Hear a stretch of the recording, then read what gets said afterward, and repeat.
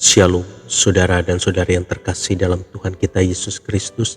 Marilah kita luangkan waktu beberapa menit untuk berkencan dengan Tuhan saat ini, agar dari hari ke hari kita semakin dekat dengan Tuhan, sehingga hidup kita semakin diberkati dan menjadi berkat. Bacaan dari kitab Keluaran bab 23 ayat 30. Sedikit demi sedikit aku akan menghalau engkau dari depanmu, sampai engkau beranak cucu sedemikian, hingga engkau dapat memiliki negeri ini. Demikianlah sabda Tuhan, syukur kepada Allah. Saudara dan saudari yang terkasih dalam Tuhan kita Yesus Kristus, ada seorang pria yang duduk di bawah sebuah pohon di halaman gereja berkata, "Tuhan, mengapa engkau tidak menyingkirkan masalah saya yang besar ini? Kok hanya yang kecil ini saja?" Mungkin perkataan ini tidak hanya diucapkan oleh orang tersebut, tapi juga ada banyak orang mengucapkan hal yang sama. Kalau kita perhatikan apa yang difirmankan Tuhan kepada bangsa Israel, sedikit demi sedikit aku akan menghalau engkau dari depanmu, sampai engkau beranak cucu sedemikian, hingga engkau dapat memiliki negeri ini. Sangat mungkin kalau bangsa Israel pun berharap supaya Tuhan secepatnya menghalau seluruh orang di Kanaan, sehingga mereka bisa menikmati keamanan dan kenyamanan hidup tanpa gangguan orang-orang di situ.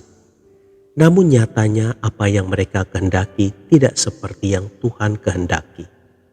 Saudara dan saudari yang terkasih dalam Tuhan kita Yesus Kristus, ketika masalah kita belum terselesaikan semuanya, sebenarnya Tuhan tidak lupa kepada kita.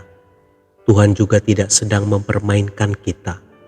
Tuhan tahu mengapa penyelesaian masalah itu harus ditunda. Dia ingin agar hidup rohani kita semakin bertumbuh dengan diizinkannya masalah datang dalam hidup kita. Dia tahu kapan saat yang tepat untuk menyelesaikan masalah kita. Jika kita mengalami hal seperti itu, mari kita bersyukur sebab Tuhan mengasihi kita, sehingga Dia menginginkan rohani kita tidak tertidur. Dia ingin kita tetap berpegang pada iman dan pengharapan kita kepadanya, sampai kita menikmati apa yang Dia janjikan. Tuhan Yesus memberkati. Marilah kita berdoa dalam nama Bapa dan Putra dan Roh Kudus. Amin.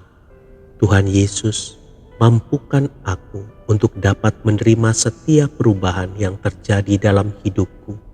Aku percaya jika Engkau melepaskan aku dari kenyamananku, pekerjaanku, kesalahanku hari ini, Engkau sudah mempersiapkan sesuatu yang baru, yang lebih indah untuk masa depanku.